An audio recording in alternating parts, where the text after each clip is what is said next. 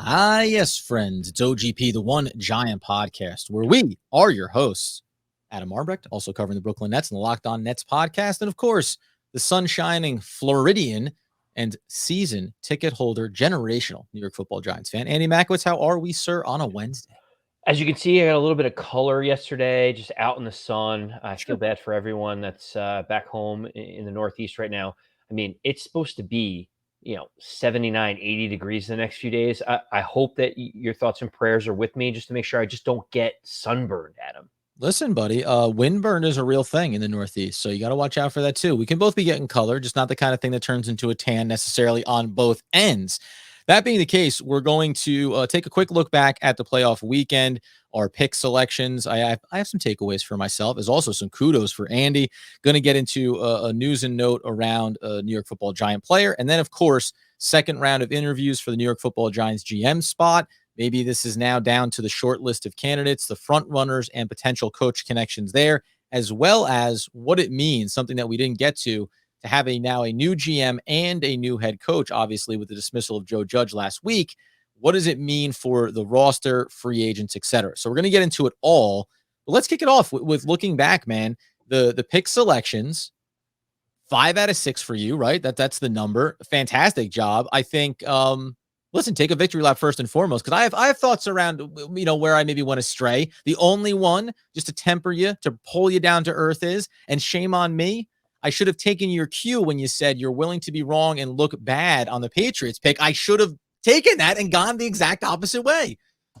You're exactly right. I mean, most people would shout from the rooftops about the 5 they got right, but not me, Adam, because I'm a perfectionist. I can't believe I missed that Patriots one. I said to myself, if I'm going to lose one pick this week, losing by betting on Bill Belichick isn't the worst. And that's the only one that I lost. And the Buffalo Bills look like they're rounding into form. Josh Allen looks amazing right now. That should make Giant fans feel really good, knowing that there could be a Joe Shane, Brian Daboll, potential partnership in New York coming pretty soon. But yeah, I felt really good. I mean, to be honest with you, Adam, the game that I loved the most, the one that I had the most conviction about, was the Rams. It's the one that I put the most money on over the entire wildcard weekend. And from the first snap, I basically said, well, this is good. And I went to bed at the beginning of the third quarter, knowing that bet was well in hand. It just felt so good because Arizona is just so bad down the stretch. Yeah, listen, I'm not going to, and the Cardinals were, and that should have been a cue for a lot of people, including yours truly, around that pick.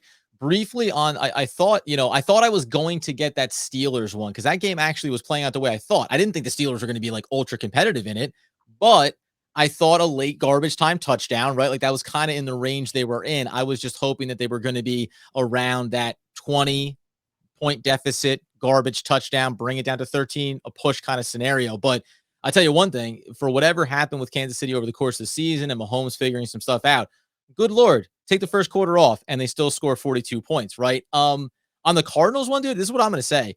100% Rams looked dominant. Good for them. Good for OBJ, right? Doing some of the things we saw him do as a Giant, passing the ball for big gains from hash to hash. Impressive. But the Cardinals, man, Kliff Kingsbury, you're supposed to be this wonderkin offensive wizard. And I'm not saying that you weren't outmatched in that. You don't have Nuke for Kyler Murray. Well, you got to come into that game with some other approach than what you went out there with, because it almost felt like the Cardinals walk out there saying, well, we're obviously going to lose. Let's just see if we can not embarrass ourselves. And Kyler Murray, obviously still one of the top young quarterbacks in the league, but he put out a very uncomfortable performance, more akin to a Jalen Hurts than to a Patrick Mahomes, right? Like, the Cardinals end their season, even making the playoffs, they have to kind of be doing a little bit of a look in the mirror around what do we need to adjust here? Because that was an all-time, I think, disappointing performance, regardless of win or loss. Just that did not look like a team that was ready to go out and compete on Monday night. And kudos to Sean McVay and the Rams too, because they came in and they had a game plan that they executed flawlessly, Adam. They basically said, we are going to run it down the Cardinals' throats until they finally bring safety help into the box. And then we're going to let Odell Beckham and everyone else run wild all over the field. And it was such a smart play. The Cardinals are 26th in run defense. They're not really good at stopping the run. They're good at getting to the quarterback, and they have good players in the secondary. kudos to the Rams for doing what they did. Watching Odell Beckham, you and I went back and forth on Twitter.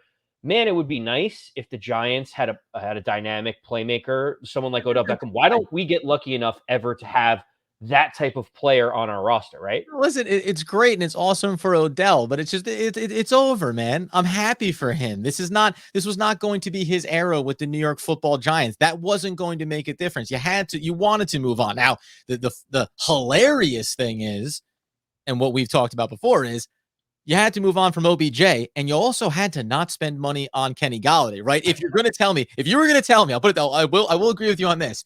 If you were going to tell me as of 2022, the New York Football Giants were going to have a high-priced wide receiver on their team, I'd probably rather have just lived with Odell through some of the difficulties and come out the other side on it, because the whole premise was, don't have this big contract on your books, and then somehow the Giants managed to find their way there anyway.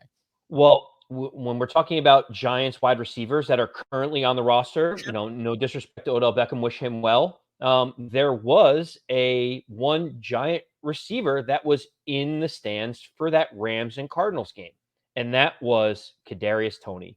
Hey, and Adam, I don't know if you heard the controversy that's going on Twitter around Kaadrius Toney, and I wanted to get your thoughts on it. So Kaadrius Toney went to the game. He was college teammates with Van Jefferson, the wide receiver from the Rams at the University of Florida. They remain close friends.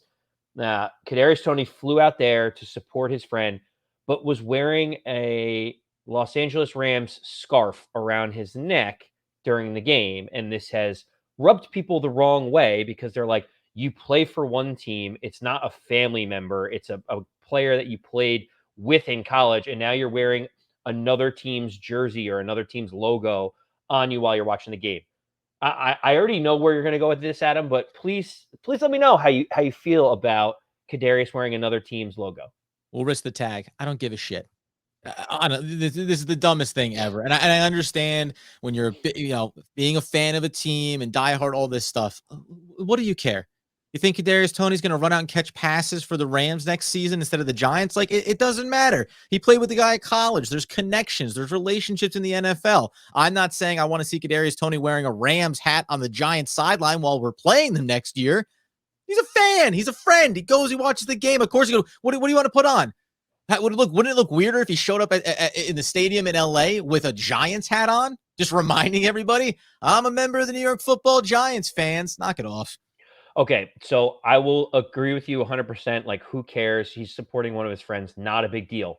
However, I will say the fact that it's Kaadrius Toney, and the fact that he's just had these little weird things that have happened since his start with the Giants, where it's like he kind of gets injured, but we don't know what his injury is. Then he's standoffish with the media. You don't really know where he's at. Then he has COVID, but we don't know how long he's had it for or what's going on. And then he's on the field, he's off the field, he's injured, he's not. It just seems like there's always something going on with him. Now, this is one where it feels like the media is obviously trying to just get the engine going here. But do you feel like it's just kind of one thing after another where Kaadrius Toney is in the news outside of that Dallas game? He's in the news for kind of non-football related reasons, right?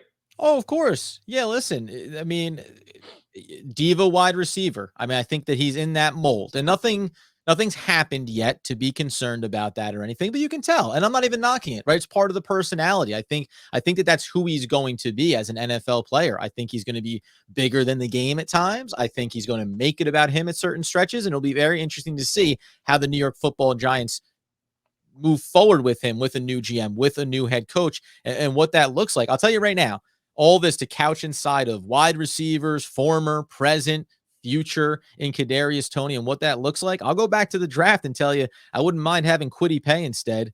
I wouldn't mind maybe, having taking a look at Darrisaw out of Virginia. I wouldn't mind having gone with, I don't know, maybe Peyton Turner out of the New Orleans picked up there, right? There's a lot of names now that we've moved on from this past regime where even regardless of what Kaadrius Toney is or what he's going to be, I think we agreed at the time, even it was, okay, I mean, you already signed Kenny Golladay, which we disagreed with. Now you're adding this player. And even though you want to have talent at the wide receiver position, this feels ripe for a young, incredibly talented wide receiver by all accounts that's going to be on a bad team in the short term. And we know how that can go south quickly when you're talking about high talent at the wide receiver position. Well, you know what's going to be really interesting is, year two development and growth. There's going to be a new head coach and a new GM Yeah. now that are going to have to figure out the best way to utilize Kaadrius Toney and the best way to make sure that he stays on the straight and narrow so that we get the most out of him, right?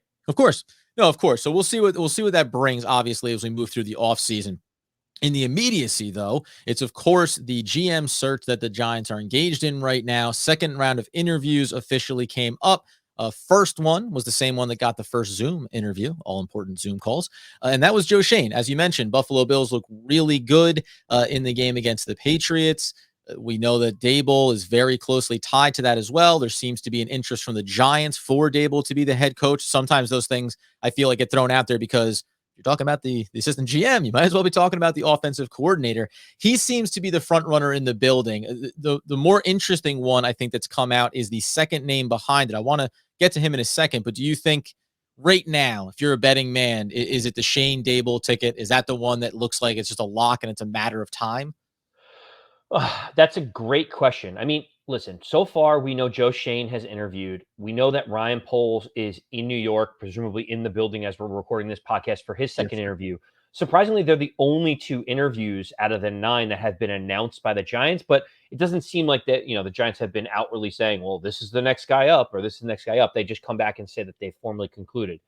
I would be shocked if Adam Peters doesn't come back for another interview, especially given the temperature that the fan base has around Peters.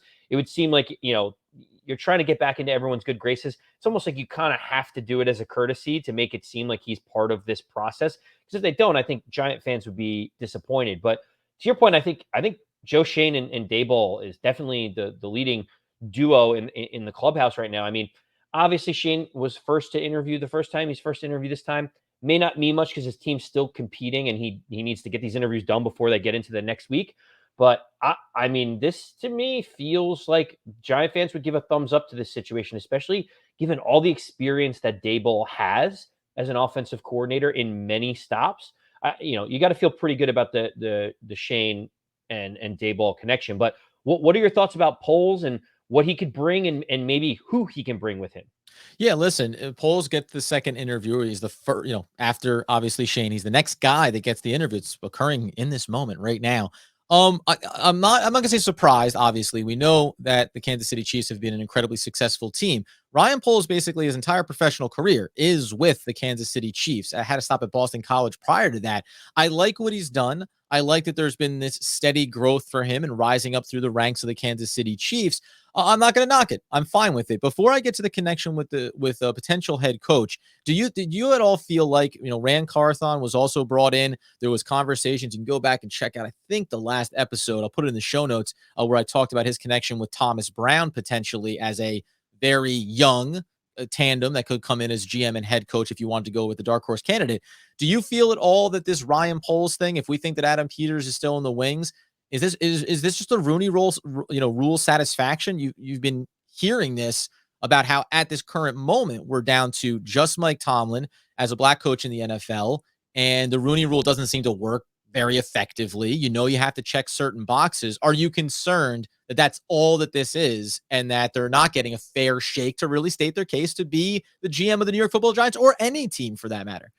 No, I'm actually not. I'm the opposite on this. So while I don't have Ryan Poles as my 1, 2, or 3, or 1 or 2 necessarily, because I have Peters and Joe Shane. I mean, Ryan Poles has over a decade of experience. He's played the offensive tackle position, which the Giants need, and the fact that he already went through this GM interview process once before during the last go around. He was one of the 3 or 4 finalists for the Carolina job. So clearly he's doing something right. They say he's charismatic. People love to hear him talk, Yep. and he has a direction in which he wants to take things. So, while he may not be my favorite candidate, it does sound like he's impressing a ton of people. Yeah, and I would say it seems like because he got that immediate second interview right after Shane, that you would assume the first round it was all of a sudden Poles came up the list there, right? And I want to make sure that I give credit if I can here. We had somebody in over on Twitter. Aha. There we go. This was over from Marcus Gilmore, who had his orientation at his new job the past week. And Ryan Poles' father had told me that he got that first interview call on this past Sunday, now coming in for the second one. So going back to last week, we have fans on YouTube that are providing us with the insider information. From a head coaching perspective, we've talked about before, Bieniemy has been waiting in the wings when we think about Ryan Poles potentially taking that job. We've heard a lot about Bieniemy in the past. There's some speculation around, well, he's underneath Andy Reid. Who's really pulling the strings? Would he be capable of taking it on? I wanted to provide you with, as you see going over on YouTube here, 2013 to 17 with the Chiefs. Obviously spent some time in Colorado, which was his alma mater at college, and also UCLA. Had a stop with the Minnesota Vikings as well. The reason why I bring it up is if you're someone like Andy, who I think likes the idea of keeping Saquon Barkley around in the upcoming season, it's worth noting. I think, obviously having a guy like Patrick Mahomes helps you when you're building an offense, but he's had a lot of success creating. He's been a running backs coach over the course of his career, creating successful running games and taking premier talents and absolutely maximizing who they are. A couple of those that I want to bring up, as I said, when he's in Colorado, he had 5 seasons there, and 5 seasons there before moving on to the Minnesota Vikings, where he produced 1,000-yard rushers each of those 5 years. Now, that includes, of course, one Adrian Peterson was a part of that there, as well as Chester Taylor in that mix too. But the two of them combined, 1,341 for Peterson and about 900 for Chester Taylor as well there. UCLA, where he had Maurice Jones-Drew back in the day, 2003 to 05. Got him a 1,000-yard rusher year after year. Got him All-American honors as well. I do think that if we want to, this isn't spinning a positive, but if you want to look at it in what would this mean for the New York Football Giants in the short term, if you're someone who wants to keep Saquon around, Bieniemy could be the kind of offensive mind that comes in and says, how do we maximize the value of Saquon Barkley? We know he was coming back from injury this past year, but shy of that rookie season where he caught 90 passes to go along with the rushing attack, we've always felt like, and this is true about the Giants, by the way, across every single position on the offense, we're underutilizing the talent. We don't know how to effectively modernize our offense. If there's one place that you can look to and one head coach that you can look to, it's Andy Reid, who seems to understand on a year-to-year basis what are the new wrinkles, what are the new innovations. And if we think Bieniemy is capable of that, there's certainly a tie there that could give you some sense of how could we be competitive, how could we be dynamic offensively, and maybe keeping this piece around that we know is going to be coming up for a contract, but certainly has talent. We know that certainly has value right now. Well, it's funny, Adam, that you bring that up, and it is a good point because we, took the number 2 selection and took Saquon Barkley, and he's supposed to be our gold jacket. Thanks Dave Gettleman, our jacket wearing member of the Hall of Fame soon. And now Giant fans are talking about, well, how we could save $7 million in cap space if we trade Saquon this offseason. We need cap space to do different things. Eric Bieniemy might rejuvenate and revitalize the way that we use Saquon Barkley. Like you said, he played the position. He has the most experience with it and has had success throughout his career being able to build it up. I think it's kind of funny, though, that you mentioned it, Adam, because you're excited to move on from Saquon Barkley. What if Eric Bieniemy got hired as the head coach and Saquon Barkley has a little bit of a renaissance, and then the Giants need to franchise tag Saquon or be able to sign him to a long-term deal after this? Does that work? I mean, is that a good problem to have? Does that worry you that, like, if he gets it that over 1,000 yards, you're like, should we still pay a running back $12 million? Yeah, I think it ties into what'll be the piece that we get out on here as we talk about. Obviously, we'll see what updates come here if Adam Peters makes it back or any other candidate gets that second interview. The speculation is that the Giants could wrap everything up with a GM search by the end of this week. So it's Wednesday right now. It only gives a couple of days here. I think I wouldn't be shocked if it made it into the weekend if they have more than one more candidate they want to bring back for a second interview. But we'll obviously keep tabs on it. But when we look ahead to that 2022 NFL draft and the roster here, it's funny. The fact that Saquon Barkley is still under contract, right? So there's 2 things here. We spoke about it with Candace Cooper. Hey, here's this list of free agent players that are about to happen. Now, we talked to her prior to Joe Judge being fired, and I think the first reality is the New York Football Giants, new GM, new head coach. If you're a free agent here, maybe if Patrick Graham is retained on the defensive side of the ball, depending who comes in, maybe there's a couple of guys on the defense that are free agents. You'd say, I have a connection with them. They work well here. We'd like to see them come back. But now when you have a new regime and a new coaching staff, you got to assume everybody's gone, right? That's phase one. Everybody is going to be gone if you're a free agent because there's no connection or need to bring them back. The Saquon piece to me, it's almost a two-headed thing. I said it to you that Bieniemy could be a renaissance piece for Saquon Barkley, right? But I also think that you want to look at that and say there's big names mentioned there in his track record. You kind of want to say this guy can foster success with any number of running backs potentially. So if you look at Booker right now and you say we have Devontae Booker, he's a strong running back. We think that he can probably be maybe that Chester Taylor kind of guy. He could give you 800 yards, 900 yards in a season potentially. Now you can still go into the draft and look to bring a young, dynamic, playmaking running back and create a tandem there potentially. I wouldn't be against it, depending on the other moves that the Giants make this offseason of keeping Saquon Barkley around. However, I would have great reservations about signing him to a long-term deal. That's always been what this has been couched in, right?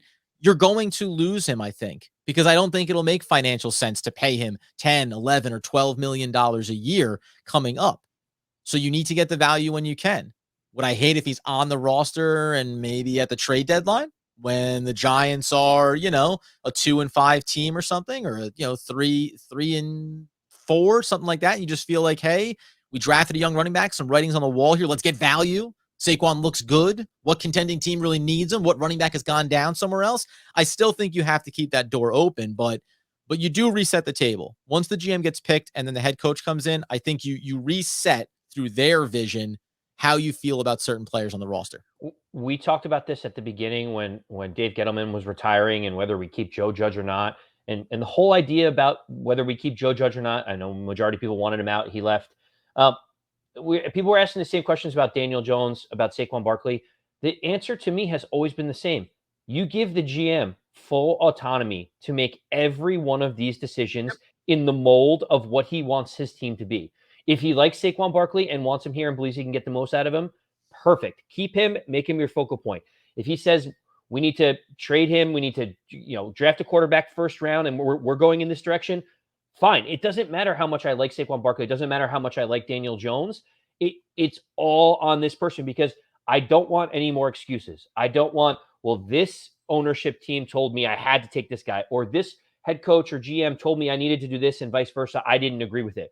There's no more like blame this person for I didn't want this, or all these crazy reports of like Ben McAdoo wanted Patrick Mahomes, but ownership didn't want him. It's like, I don't want to hear any more of that. I badly wanted to say, like, I need receipts on that. Just, you know what I mean? Like, I'm not saying that it's not true, but I don't remember hearing in the draft that there was this power struggle or immediately following the draft. Like, you didn't hear anything about this until well after the fact. And I'm not saying that there weren't people inside the organization that like Patrick Mahomes. Remember, where he got drafted, there was speculation that the Giants were thinking about maybe trying to move up the board, which is what Kansas City did. They stayed, they took Evan Ingram, right? Like, so I think, yes, was there a possibility that the Giants liked him? Yes. I'm sure you could evaluate the time and say you like him. But this idea that now it's gotten prescribed to Ben McAdoo as he's the lone reed blowing against the wind. It's just it seems a bit absurd. But please. Yeah, I mean, it's the same thing. It's like, oh, we're hearing reports that like other people inside the building wanted Quentin Nelson instead of Saquon Barkley and Dave Gettleman. Like